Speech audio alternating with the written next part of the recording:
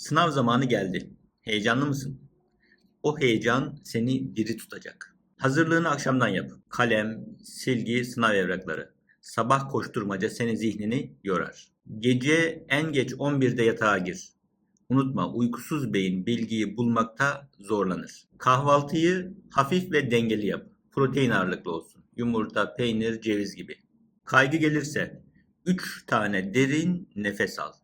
Sonra çevrene bak. 5 tane şey görmeye çalış. Sonra yine çevrene dikkat et. 4 tane ses duymaya çalış. Sonra 3 tane farklı objeye dokunmaya çalış. Ve zihnin şimdiye dönsün. Bir soruya mı takıldın? Devam et. Sonrasında tekrardan bakarsın. Zihnin geriye döner. Ve kendine şunu söyle. Ben bu sınavdan çok daha fazlasıyım. Elimden gelenin en iyisini yapacağım. Ve unutma, sınav bir durak. Hayatın sonu değil. Sen sandığından çok daha iyisin.